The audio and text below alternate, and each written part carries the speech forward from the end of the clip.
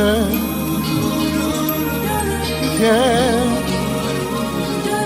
yeah. Oh, yeah.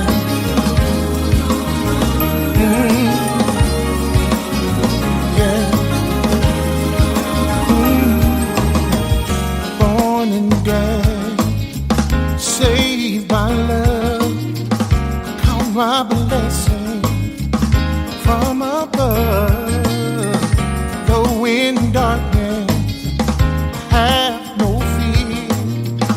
Light will shine on those holding near. They know that.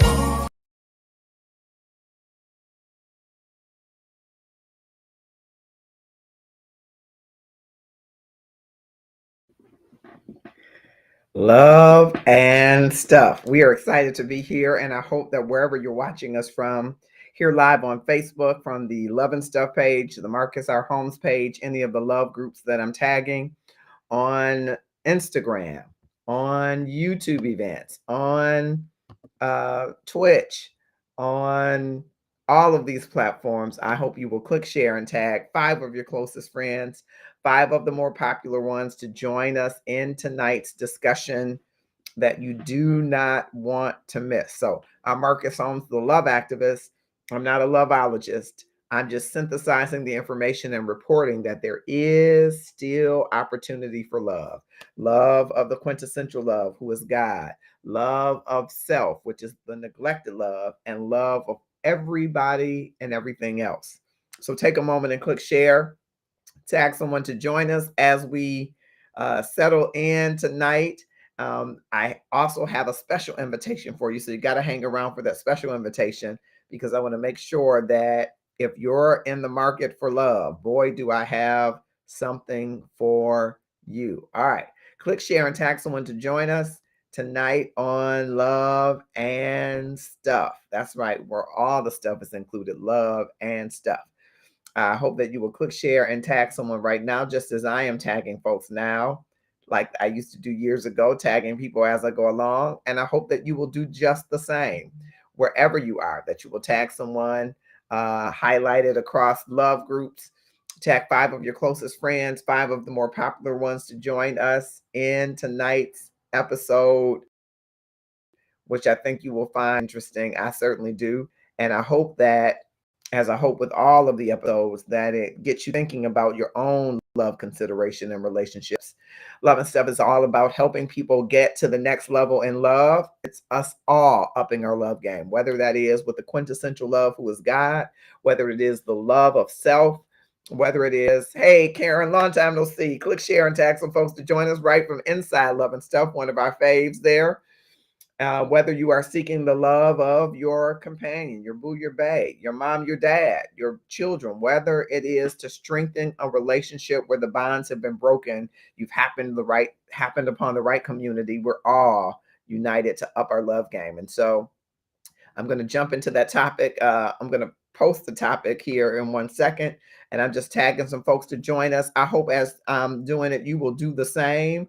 Tag some folks who you know are in the market for love, I'll say it. And those folks that are just, hey, I'm just seeing what's happening on a Tuesday night. Well, we got something pretty good happening, and an invitation that we want you to consider a little bit later on. So take a moment to click share. Missed one group. I'm tagging the love groups all around. I'm going to jump to the comments. I see there are some folks joining us. Thank you so much for being here. I'm so happy that you are. I'm going to even tag my Beyond the Gates folks. See if my Beyond the Gates folks are coming in Love and Stuff. And I hope that you will join us. All right. We're getting it going. It's one of my podcasting groups, the Recovery Room group. Those that are recovering in love, boy, you want to be involved in this conversation, this one here. All right, and I'm going to post the topic in just one moment. Thank you for, all right, those grown and sexy folks. Thank you for joining me, Grown and Sexy group. Hey there, Sandra D. Thank you so much for joining. I hope you will click share and tag someone as we're getting right into the topic. You did. You made it. You made it to this late night talk. I'm going to call it late night talk for some of us. And I'm so excited to have you here. And I hope you will click share and tag someone to join us in what I know is going to be an amazing, it is an amazing topic, and one that I think is of great interest to many. So I'm just taking a moment across platforms to make sure I'm reaching out and touch somebody's hand, make this world a better place if I can. And we are almost there. Thank you so much. Those of you that are joining, drop in the comments and let me know. Say, hey, wherever you are around the world, the globe. Those that are on Instagram, thank you for joining us. Not on TikTok tonight. We're having technical difficulties over there, but we're going to catch up with them. And YouTube events, Twitch TV. I'm excited that you are here tonight with me. I didn't even intend to rhyme. All right. I'm going to drop the topic in the comments and pin it there so that you can have it to refer back to as many times as you want. And you can even share it out if you want to share it with others to get them involved in the discussion all around. I'm telling you, all around something very interesting tonight. I'm going to be pinning the topic right here. All right, let's get that topic pinned. See if we can get it pinned there. Okay. All right, it's pinned a couple places. Fantastic. Look like it double pinned for me. Fantastic. I'm trying to get it across all platforms. Let's see if we can get it pinned.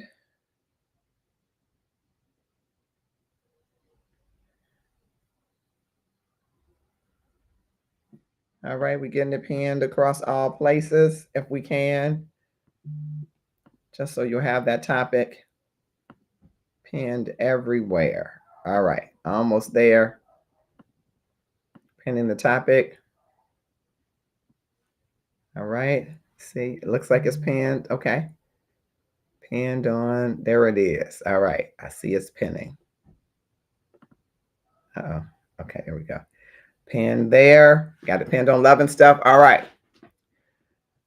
I think I just don't have it pinned yet on Instagram, but I think you all will catch up. So tonight we're peeling back the layers. I'm excited on maybe it's a love story that kind of turned almost into nothing but code, COD, and illusion. Imagine giving your heart to someone who never really existed, at least not as you knew them. Imagine being flown out to meet your dream guy and finding out that he's not as tall or looks like who he says he is. I want you to tell me in the comments, have you ever fallen for someone online who turned out to be, well, let's say, very different in person? Let me know in the chat. Let me know in the chat if you've ever had an online excursion that turned out very differently. Well, from the topic, hey, Love and Stuff fam, I'm 30 from Indiana, and I honestly can't believe I'm writing this. Glad she did. I met this guy online, said he was 34, 6'5", chocolate skin, beard was always perfectly lined up. His pics, his voice messages, even his FaceTime calls or video calls, I learned later. Well, kind of shady lighting, but I didn't think much of it. Everything felt like a dream. We talked for 3 months and the vibe was perfect. Uh-oh, I'm trying to do it without hitting the button. Okay. He flew me out to Miami, first class, picked a bomb hotel, said he wanted to finally start our forever in person. Y'all, I got off that plane and I was instantly hit with reality. The man who showed up was not the man I'd been talking to. He wasn't 6'5", more like 5'10". He wasn't 34, he's 42. And worst of all, he straight up admitted that all the images he used were AI generated or enhanced, even the videos.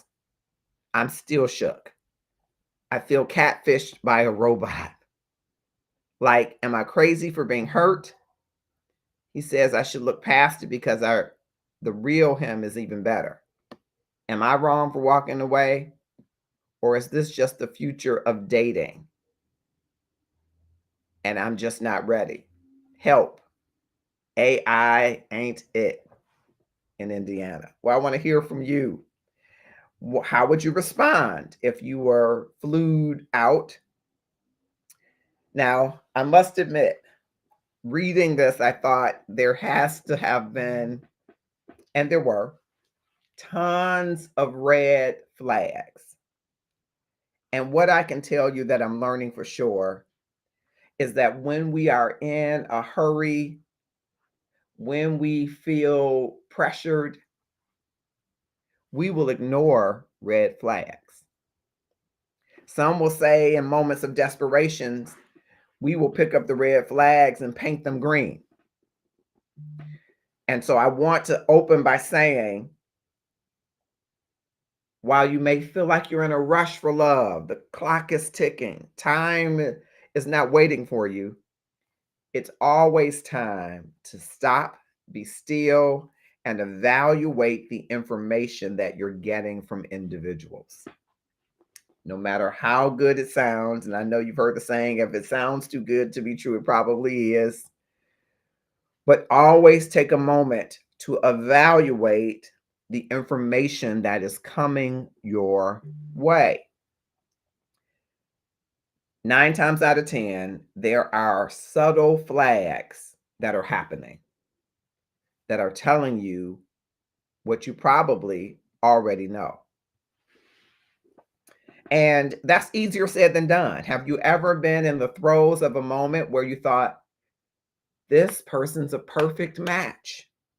We like the same things. We have the same background. We've gone the same places. You feel such a bond and such commonality that you forget those little tingly hairs on the back of your neck. You think those are the butterflies from your stomach that are gyrating up to your neck? No. That is your intuition. That is your mother wit. That is your discernment speaking to you. And sometimes, as Oprah says, it's whispering to you. Sometimes it's like the thump from your grandmother or Big Ma or Mom T or Auntie. And sometimes it's the brick wall crashing down on you. So at first glance, I said, this could not be possible. And then I realized that many women and men are in a hurry to get to know somebody when someone shows interest.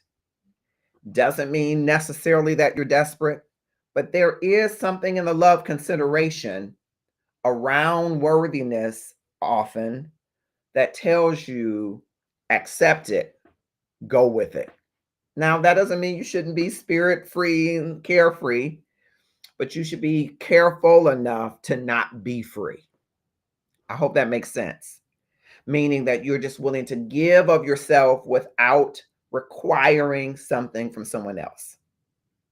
Sandra says, especially in this day and time, this is a crazy world we are living in. Crazy is certainly, they say that's crazy work. That's crazy. Well, that's what I thought when I first read it, because I thought, now, how likely, and I've talked to some people via inbox, how likely would you take a flight after dating someone 3 months that you haven't seen in person? Sounds pretty normal, right? You've been dating them virtually and you would take a flight. I want to hear from those of you that are here across platforms. Would you take a flight after 3 months of dating? Very interested to hear that. Okay. If he said, I'm gonna fly you in, you're gonna get flued in, would you take that flight? I want to hear from you in the comments. Okay. And I want to talk tonight a little bit about how AI tools, are the dream and the deception. That the rise of AI generated dating profiles and what you see versus what you get, red flags that are overlooked, and maybe hearing from you whether or not you have experienced any catfishing of this sort, But my first question in this segment, I want to ask you, would you get on a plane to meet someone you only know online? Because not everything that glitters and pixel is a golden URL, right?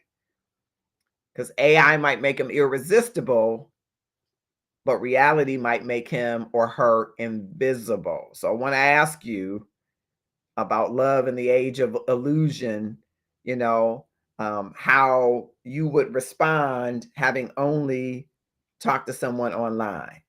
How would you respond? Sandra says, I'll be taking somebody with me. Beatrice, oh, mwah, mwah, mwah, mwah. Great to see you. I'm a bit too conservative. I'd be okay if he took a flight. So he can come to you.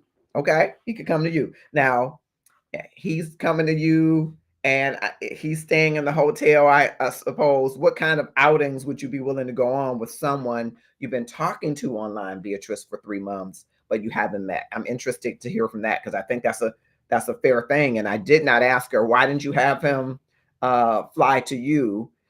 Because he was paying the expenses. She felt comfortable. And I need to say this too. She had or has family in the area. So she has family that's not far away that she felt like, hey, if I got in a lurch, I could get to my family. So she felt it wasn't just, him flying her to Timbuktu and she didn't know Bo or Jack or nobody there. She has family in Miami.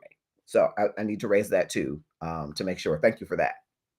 But Sandra says she's taking somebody. And what if he told you, Sandra, no, that person can come at their own expense? Do you feel comfortable going to another state or going to another location where you have to fly and this is your first meeting? I mean, you got to meet somehow, right? I want to hear from you. Okay. All right. Give you a second to think on that. And just as you're thinking on that, I want you to consider this. Can 36 questions make you fall in love? What if I told you 2 young psychologists discovered over 30 years ago that just 36 questions could create real closeness between complete strangers? And that the same questions might lead you to love or help you discover more about yourself than you ever imagined. This isn't a dating gimmick. It's an experiment that's been studied and repeated around the world. People walked in as strangers and walked out feeling deeply connected. Some even got married. But here's the twist. It's not just about romance. These questions open the door to vulnerability, honesty, and self-reflection. They help you see who you are, how you love, and what really matters to you in relationships. So whether you're looking for love or looking to learn more about yourself in the process, click the link, sign up, and let's walk through these 36 questions together. Who knows? Love might just be one question away.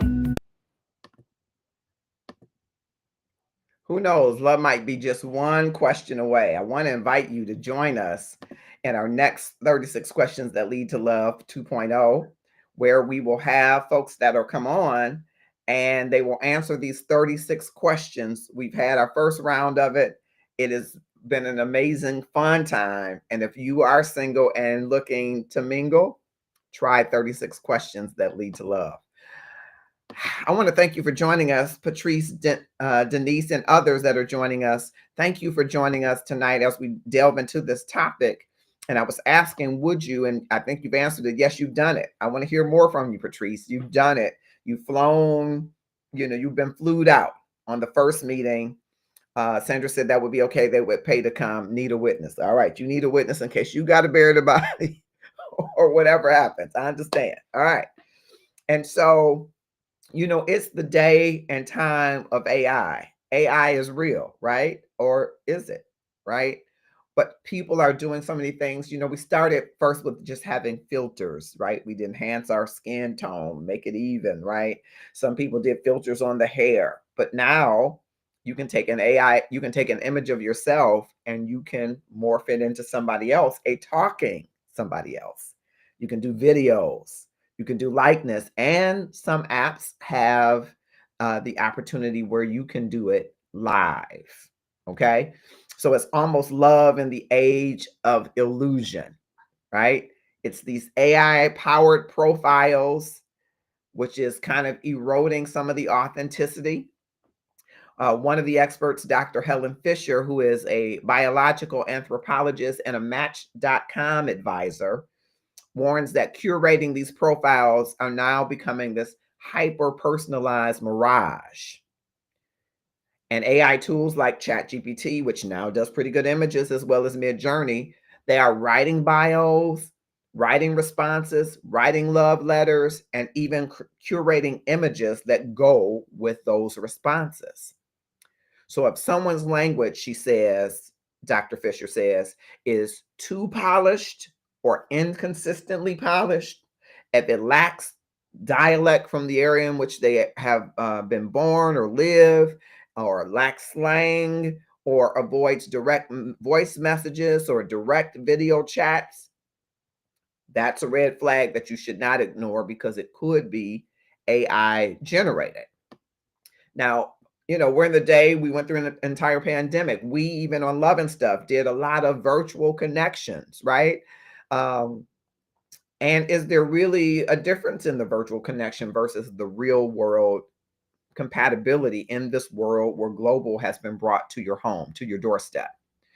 Can you really get to know someone virtually anymore? Dr. Esther Perel advises that deep connection requires shared vulnerability, whether you're virtual or in person. And so if in the first 30 days, it's fully perfect, there's perfection, there's zero emotional depth, there's zero compromise or conflict, she says beware, because the natural progression of two different people are to learn the differences as well as the things you have in common. So I want to know, what's your litmus test for knowing whether you're dealing with someone real or someone curated? Okay. And do you use filters at all? I want to ask that as well. And is it a red flag to you if someone doesn't want to do live conversations and always suggest text-only communication or video-only communication? Because there are platforms where you can send your video similar to Snapchat and somebody sends a video back. Are these deal breakers for you if someone consistently uses them? I want to know, what's your litmus test for virtual versus real or real versus curated? Want to hear from you. And Patrice says, that's scary. Indeed it is. What's your litmus test? Illusion is the same as a lie to me. Come on, lie. Okay. Anybody agree with Karen? And I'm just interested because Karen, as I broached with people in the inbox, some people said, well, I use filters to, just make my hair shiny or make my skin look clearer or make my eyes glisten. Is that being inauthentic? Should the person that sees you say, oh, your eyes really aren't amber like Marcus's?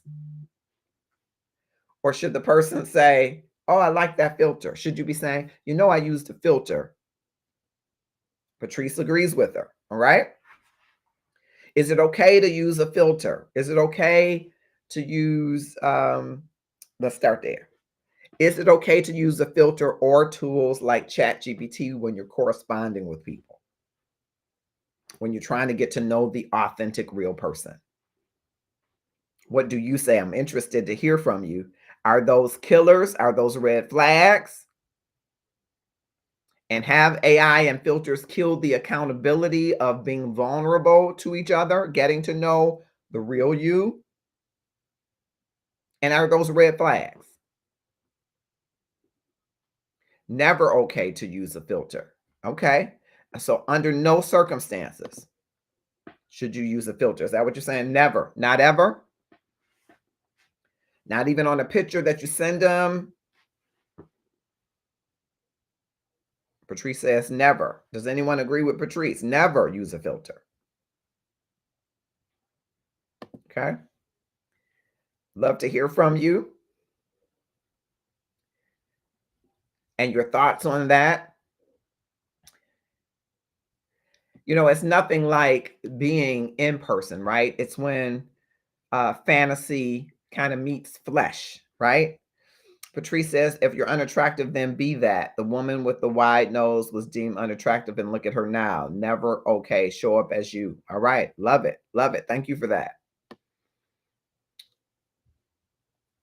And I want to talk a little bit, because when fantasy meets flesh, you have this expectation And I wonder if anybody is thinking about the psychological impact of betrayal and sometimes shame, because sometimes there's a bit of shame or embarrassment when you feel like you've been catfished.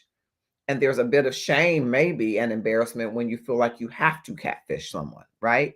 And what's the psychological impact of that? If you ugly, be ugly. Well, Patrice, I say ugly is in the eye of the ugly, right? I think everybody has some beauty or handsomeness in them, right? I also wanted to hear from you on the social media aspect of this, wanting to be your best all the time. Sometimes people, will swipe left, left, left, left until they find that just right picture or just right selfie pose, right?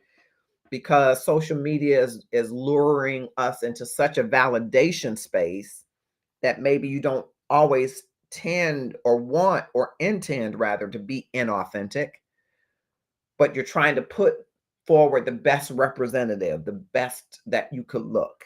Anybody resonate with that? Versus the real life connection. This is just me as I am, right? Do you sense this pressure of the selfie world? Wait a minute, this isn't the right pose. Wait a minute, this is my best side. Wait a minute, let me fix my hair. Wait a minute, let me brush, let me comb, let me brush the waves. Is there a pressure to be perfect and have social media validation of how you look? And so these are all of the images that people see of you airbrushed and filtered and your hair done and your nails done and all of these things, versus in real life, you couldn't possibly, or probably most people don't, keep up the same image all the time.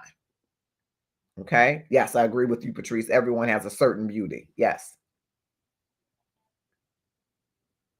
And if this happened to you, how would you talk yourself down from the humiliation? And we'll talk about that in a minute, because I want to know, would you keep the date going, which she did just for her safety's sake? But she also said, well, the vibe was good. And so I had to tell myself, this isn't what I signed up for, right?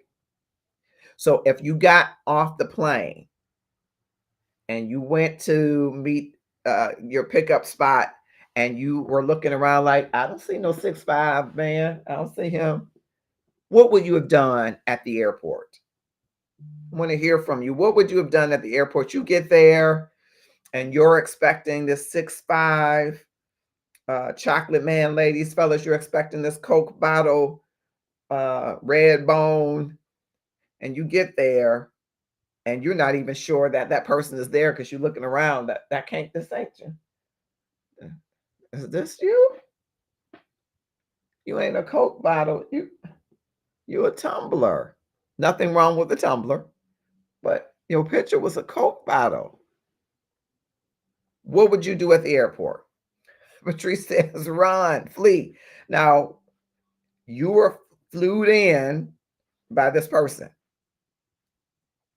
Do you ditch them? Do you go immediately to your family? What do you do? Do you play it cool? Because as Sandra was saying, it's a crazy world. So you don't know if you're dealing with a crazy person, because it takes a certain amount of something. I don't know if it's courage. I don't know if it's gall. I don't know if it's nerve, but to psych someone out in another country. Well, Beatrice, I was trying to find a better term, because I think a tumbler is more like this, right? Those large water things that we drink from, they're not shaped. They're more like this. And nothing wrong with this. But if you present this in all of your pictures, right? And then you show up as this. Or if you present that you're 6'5" and you show up my height, which is 5'7 3/4, 5'8". The person getting off the plane is saying, now, that kind of looks like he looks shorter from a distance. He's not as chocolate. He look medium brown, though I think medium brown is pretty doggone fine. But he's not chocolate. He's milk chocolate. He's white chocolate. He's caramel chocolate. How do you respond when you meet the person at the airport? Beatrice says something I love. Hopefully you're connected to the person rather than the persona. Love it. Might have to be a hashtag tonight, Beatrice. I love it.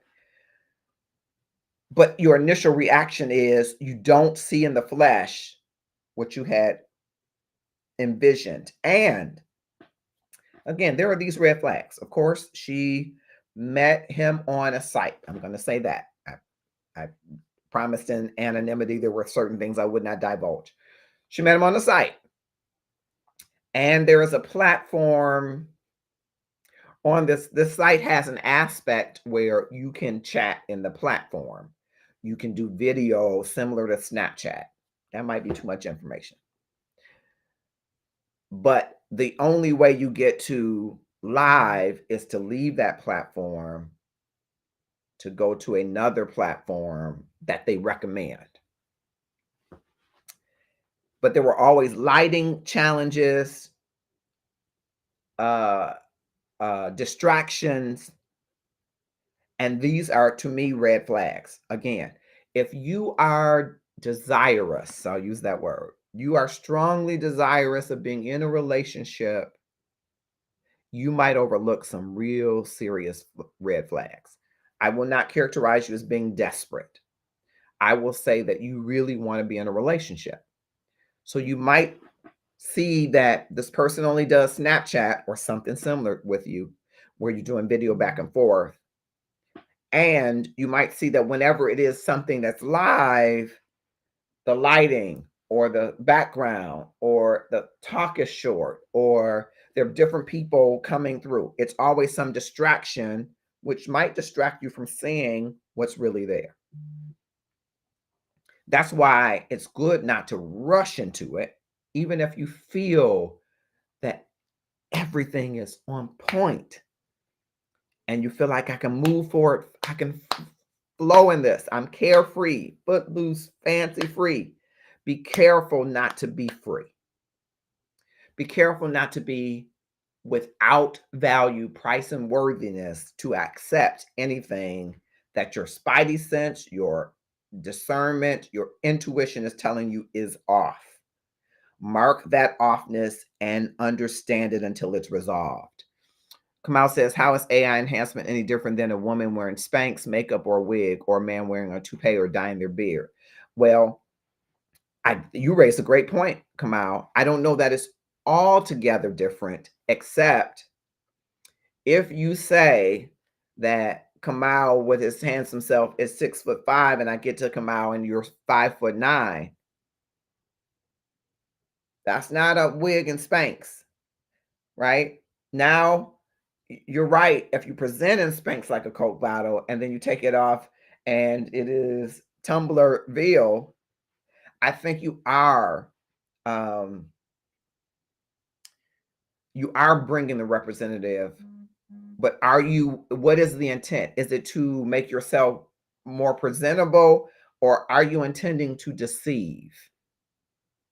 Because I think sometimes it borders, it's a fine line, but it borders that when you say I'm 6'5" in chocolate and 34, and you actually 5'10" milk chocolate and 42. Those are a little, and I think people are showing us and telling us who they are all the time, but when we are in I'ma get it mode, whatever that means for you, we might tend to take red flags and paint them green.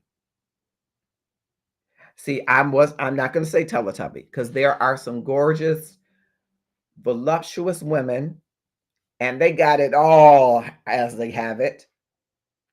And that's perfectly fine if that's what you're presenting, right? It's different that if you fit yourself in a Coke bottle and then the bottle breaking is a Teletubby. That's different, right? Are you intending to put your best foot forward, or are you intending to deceive, right? It's the same with a woman if she is 53 and she dyes her hair so she looks 33 and she tells the man, I'm 33. That's not fair, right? But you also have to, these spidey senses. I'm doing this because it's like the hairs on the back of your neck. You know how you get it? It starts here. Some people say go from the butterflies and gyrates up, right? But you're probably not being honest if you're telling somebody one thing and show up as another, right? And that's the point I'm raising. Mike Flanoa, thanks for being here. I'm glad. Click, share, and tag someone to join us. So AI can be something else. And so I wanted to hear Shimon, Sherry Johnson has joined us. Sarah Al Sag has joined us. Thank you. Click share and tag someone to join us in the conversation. Is it ever okay to walk away without confronting the catfish? Would you walk away if you got to the airport and the person who flew you in looked nothing like they said they did? They see you, you look like you. Would you just keep walking? Would there ever be a time that you'd be like, oh, heck no, I'm going to just look straight and keep moving? And text them and say, no, thank you, and just go to your family's house? Would that ever be something that anybody here would do? That's right, Mike Flynn. There's beauty in all women, whatever size they are. And again, when people often, Mike, I think you're scratching on a great point. When people present themselves as something other than who they are, it typically stems from an unworthiness issue around their wholeness and esteem, right? Because if you settle into yourself, been there, done that in Philadelphia.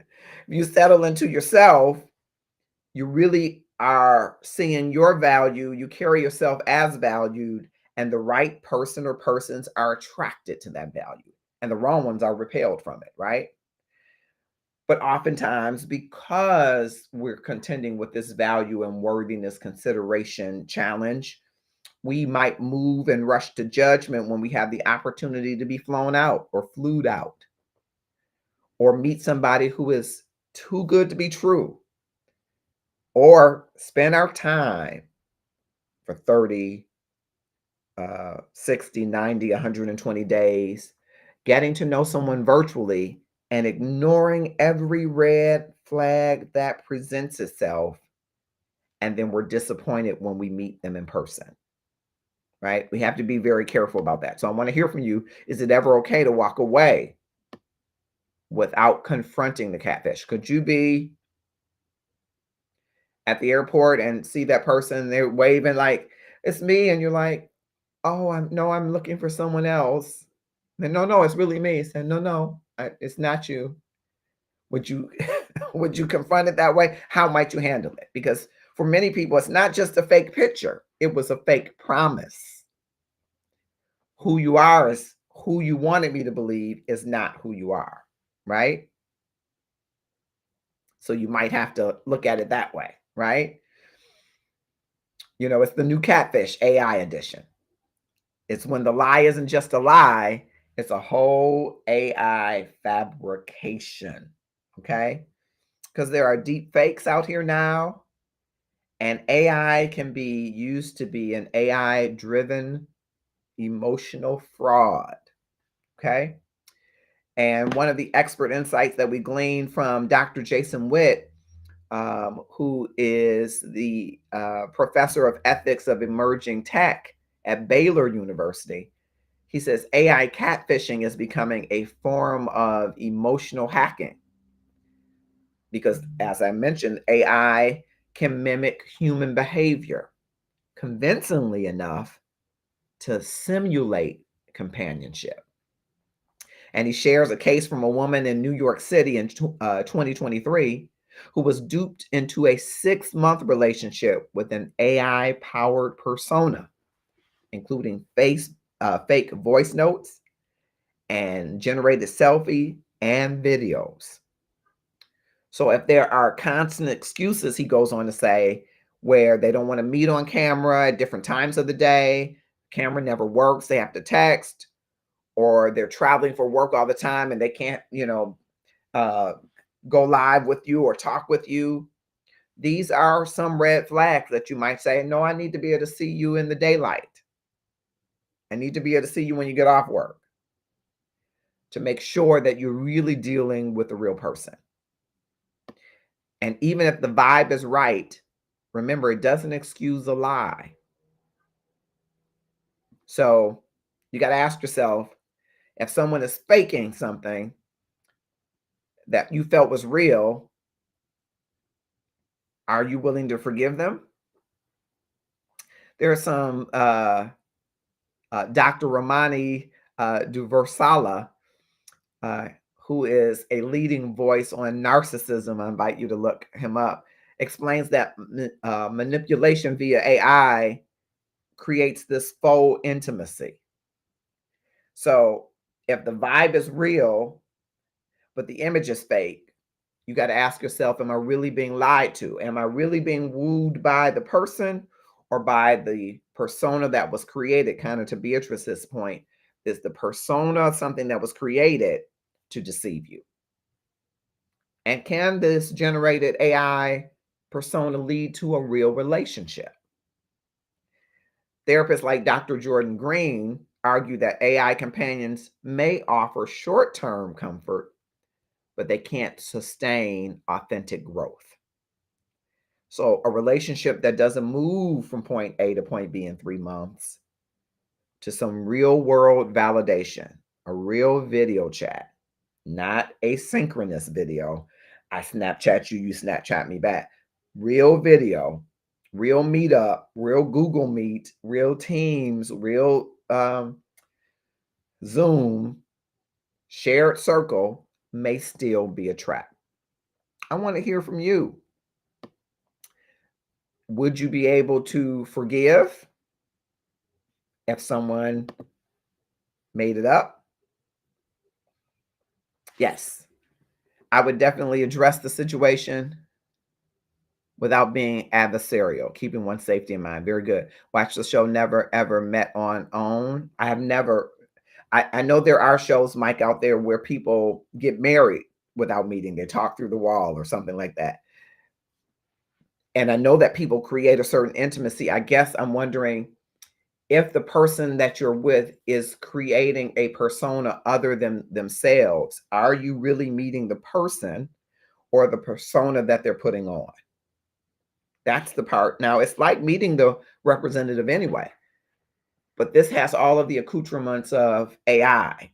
I want to build myself to be a kind, generous person, and everything I say to this person should be out of that voice. But if I'm not a kind and generous person, so it is that kind of faux intimacy, right? We'll let them know we can't go any further. Relationship is built on communication and trust. So I'm going to hear from you about red flags. Is it a red flag to you if you meet someone online and within the first 7 days you aren't able to video them, video chat? Is that a red flag? I want to hear from you that are watching. Is it a red flag if you meet someone online and within the first 7 days you aren't video chatting? And if that's not, is there a point along this relationship, companionship development that you must video chat them? If it's not 7 days, is it 21? Is it 30? Would 30 days be too long to not see them on a FaceTime or a video chat? I want to hear from you. Before I go to section 3, I want to hear from you. But while I'm going there and waiting for you to jump in, I just want to remind you that one of our partners here is Detroit Couture. June Rochelle Eaton is an amazing entrepreneur, and I want you to check out DetroitCouture.com. Hi, my name is June Rochelle, and I own Detroit Couture. We are a fashion-forward women's boutique, and we offer friendly sizes from small all the way up to 3X women's sizes, very generously fit, very great quality. I actually have on one of our pieces today. It's called the Cuffed Up. It's in gray, burgundy, and black and olive, and it actually has a lot of stretch and give. So listen, in this time, we try to make sure that first of all, it's quality and customer service that we offer our clients. And I'm so glad to have this opportunity to share with you. So go and visit us at DetroitCouture.com. Thank you, June. She's been a great partner. And listen, ladies, June prides herself in helping you to dress for the event, whether it's a wedding, whether it's a bar mitzvah, whether it's a church anniversary, whether it's a night out on the town, whether it is your anniversary, your children's graduation.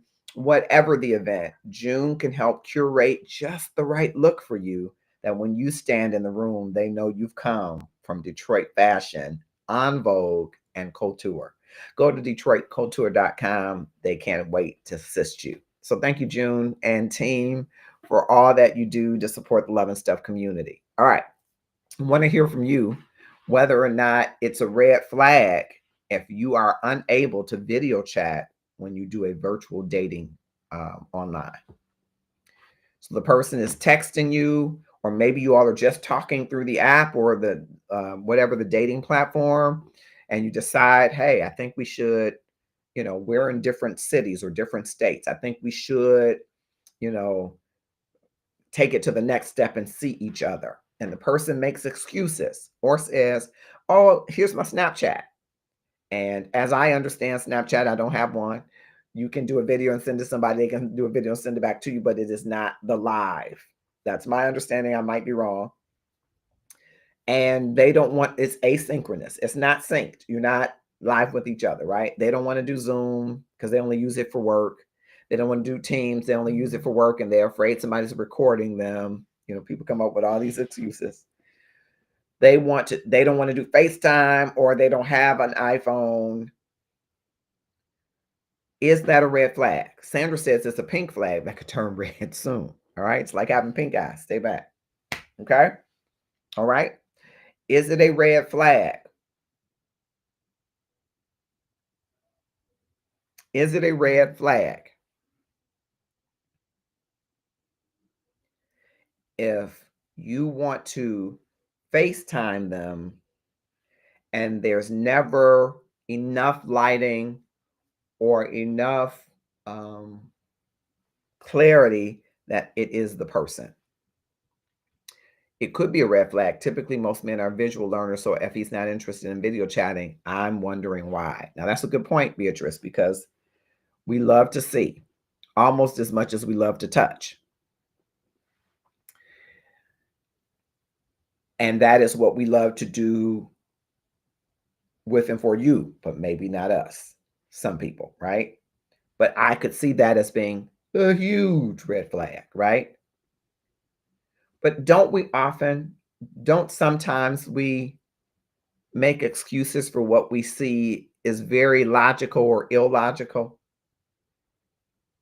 Sometimes the most logical thing is to put my fears or my concerns at ease, right? Would be logical to do.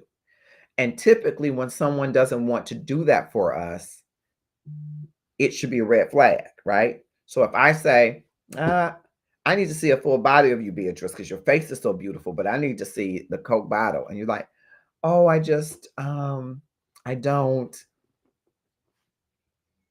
And I say, oh, I understand. You're saved and sanctified, and you want me to see your body, and you don't want me to lust after you. But at some point, I should see you stand up. I'm thinking of, there's a TikTok famous person. Now she's on Facebook. She's called Terry Jo, and she's been fooling people that she was in a wheelchair. She's been doing recent interviews, and she's standing up, she's dancing, she's walking around. I always knew, I'll be honest, not a prophet, but I always knew that woman wasn't in a wheelchair. She ain't got just healed. She did tell somebody, oh, he just healed me. I'm not saying God wouldn't heal her, but I knew she wasn't in a wheelchair because she was confined to one. But all of the men who would come on and say, oh, show me. And she said, I can just wheel back. And she would wheel back. And they said, oh, I'm so sorry.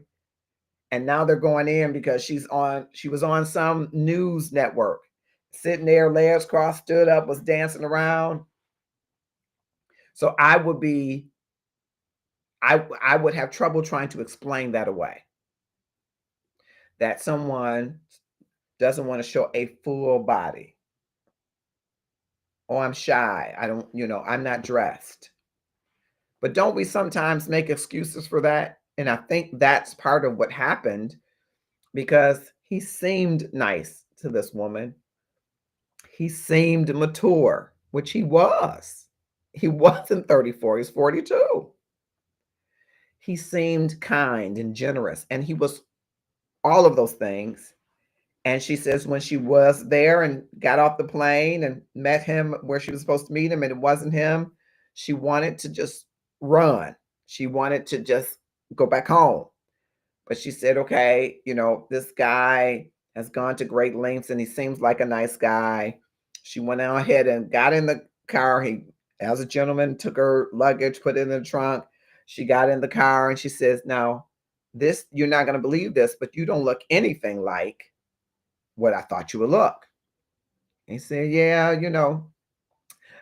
you're right. I'm probably not as tall. And she said, well, not only that, you're this, and described to a T what he had been showing her versus what he showed up with. And he says, well, I hope that won't spoil. I've got a wonderful weekend planned, but I would understand if you want to get back on the plane. No harm, no foul. I'm sure he does, Sandra. I believe that. That is one of the things I advised her. He takes her to the hotel. Again, apologizes and said, if you don't want to do this, you can just stay in the hotel, meet up with your family. I'll take you back to the airport. She started to feel bad and thought, well, this guy is just a nice guy and he didn't know how to be himself. She went on to dinner with him, another event that they had planned. The next day, attended the events. She had a great time. They had the same vibe that they had online, but she couldn't bring herself to get over the fact that he was disingenuous about how he looked and his age. When she asked him about the age, he says, because he's 42, he has trouble dating women the age that he wants to date them, which to me is another red flag. Maybe not to some people, because you can date whatever age you want to date, right? You could say, I'm 42 and I want to date somebody who's childbearing age, right?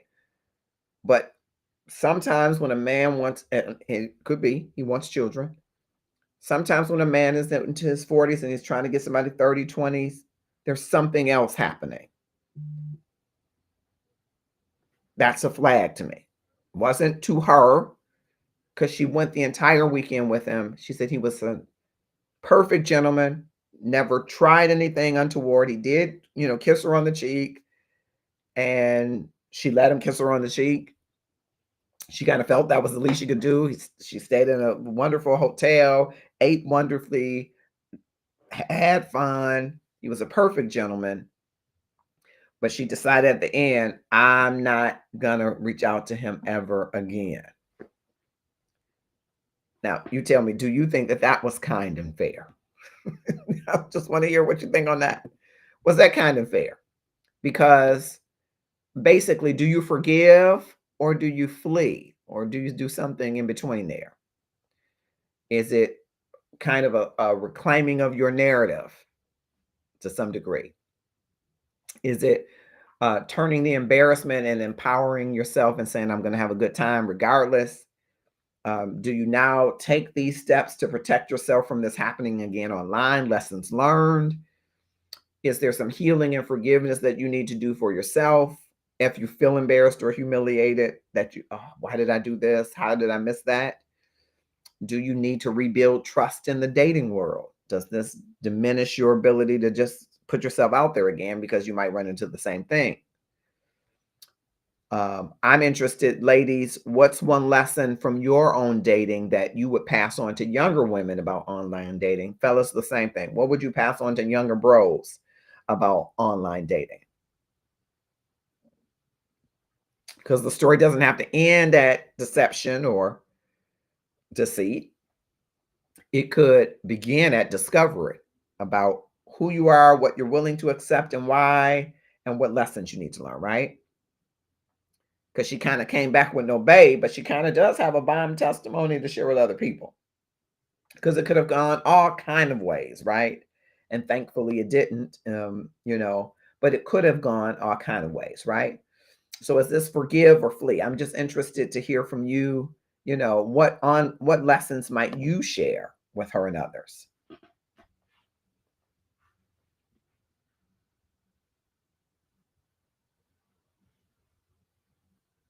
All right, I'm going to give you a second as we come toward the end, I want to remind you that the Gratefulness Journey every day is still available. And here is MJ from Shires of Sunset to tell you a little bit about it. Marcus, I want to congratulate you on Love and Stuff. I really want you to know that staying grateful and understanding the power of what it is to be operating out of a space of abundance and gratitude is the most important part of every journey of every day. So Marcus June, congratulations on this book. It's on Amazon now.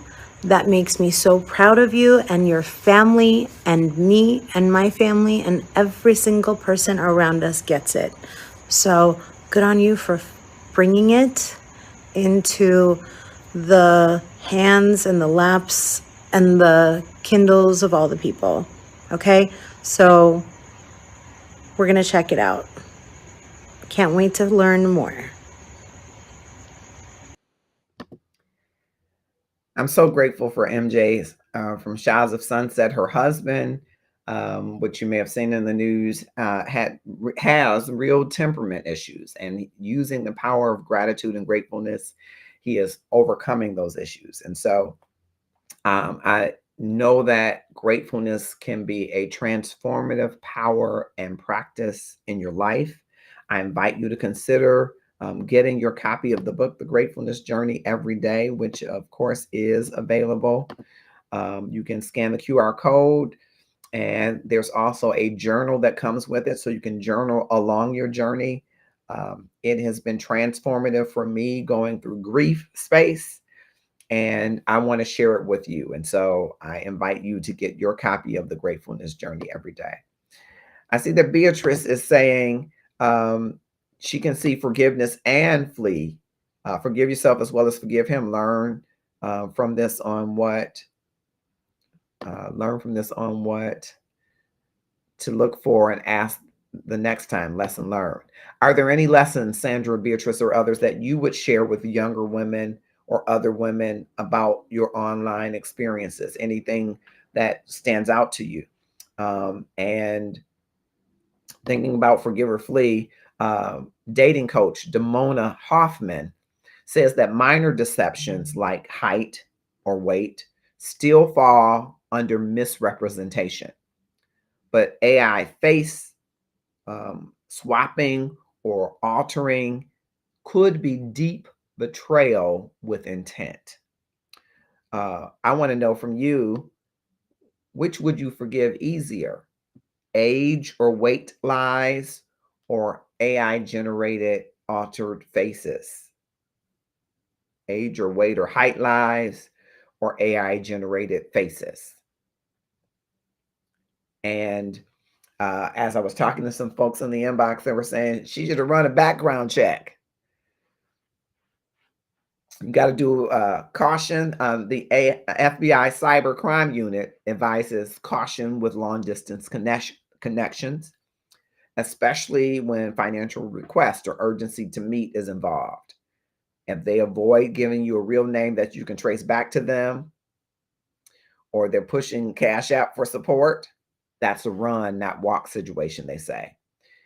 There are tools like Ben Verified or Spokio that you can use before boarding a flight. And Dr. Thema Bryant, who is a president of the American Psychology Association, emphasizes that emotional betrayal from AI-driven catfishing can lead to PTSD-like symptoms.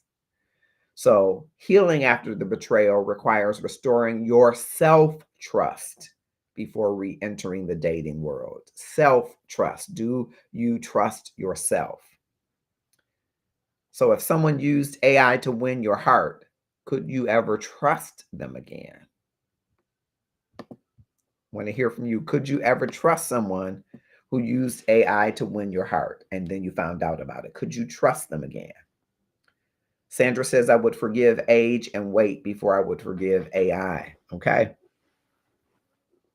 Yeah, I think it just feels more deceptive, Sandra. If someone, they look kind of like themselves, but you're really staring like, well, now what's different? That's not you. They have added weight to their face or added facial hair or removed facial hair, ladies. They've added, a facelift. They've done different things that it's not them. That seems more than just a zhuzh, more than just to spiffy up. It seems like the intent to deceive. Okay. Want to hear from you, those the rest of you too. Thank you so much. I also wanted to know whether or not, if someone used AI to win your heart, could you ever trust him or her again? Could you trust someone again once you found out they had used AI? Could you give them another date? Now, in the case from the inbox, she dated him all weekend, but she went home and blocked him on the dating platform, blocked him on her phone, does not respond to emails. Maybe blocked him on email. She said doesn't respond to emails. Would you forgive? Could you forgive? And continue to see the person? Would you go back again? Or would you be like Beatrice and say, okay, this time you got to come to me? But would you still engage that person? Want to hear from you. It's 9:32.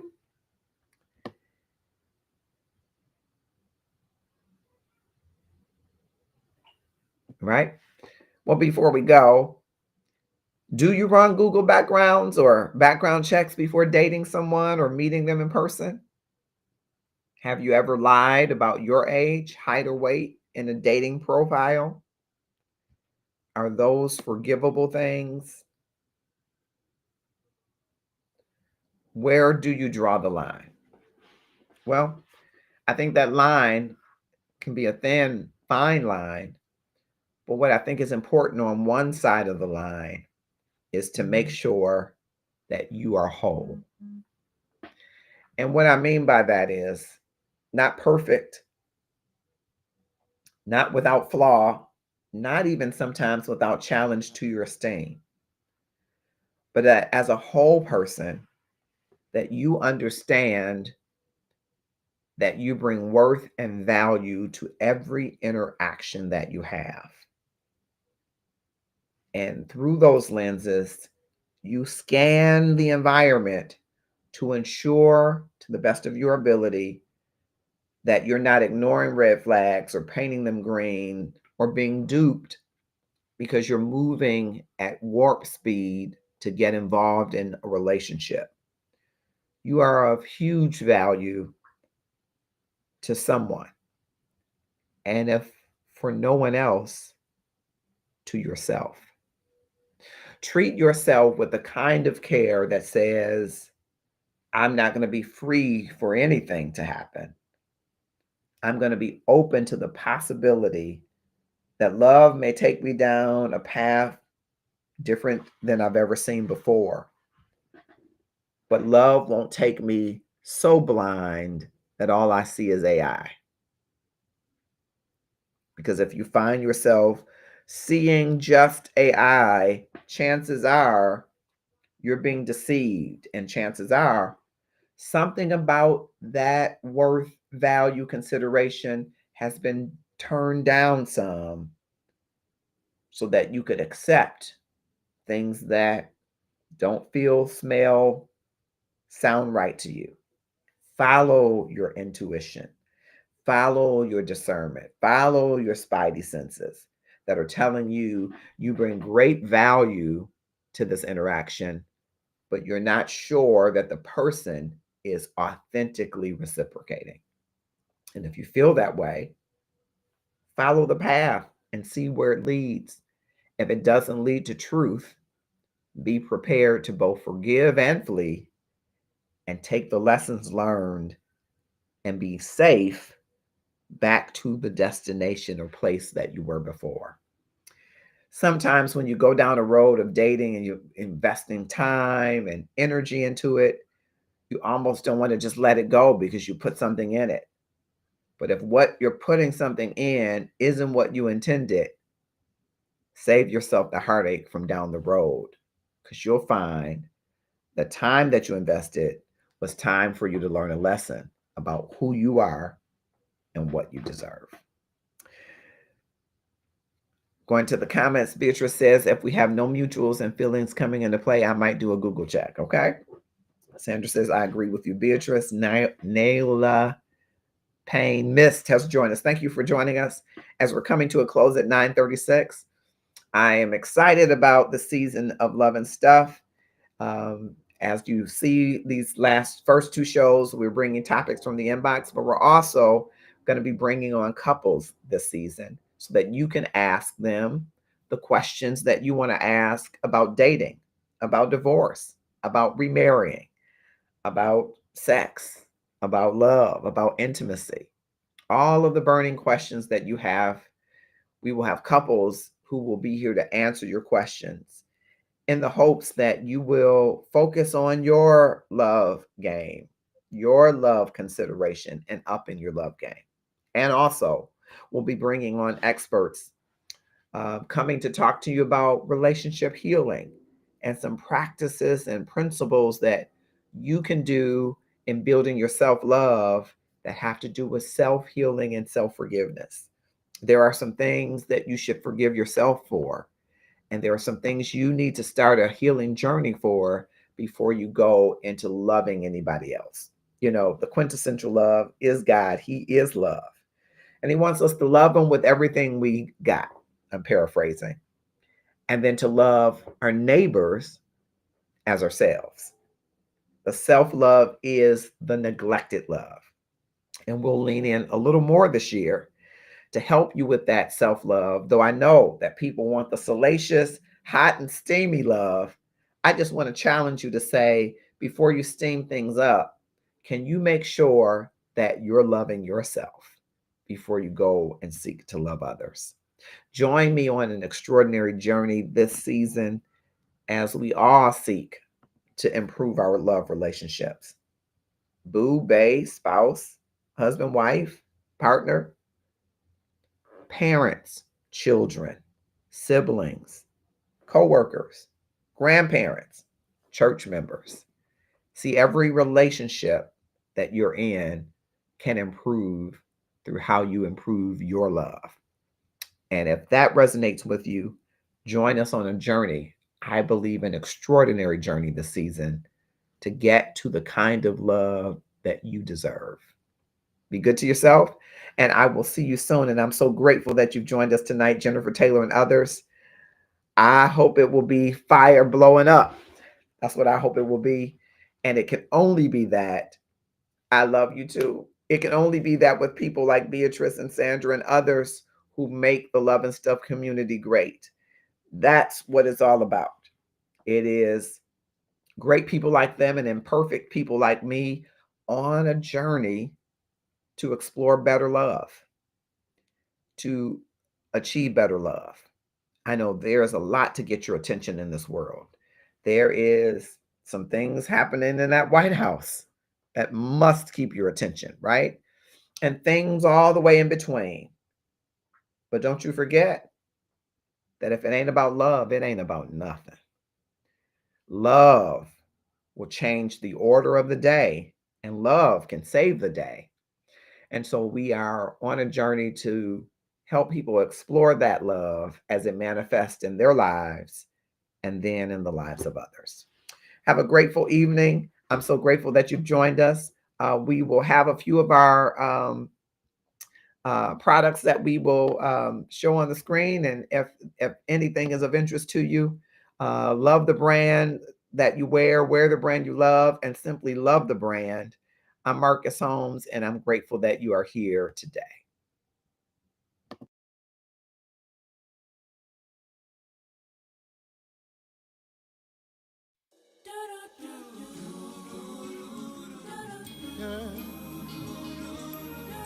Yeah.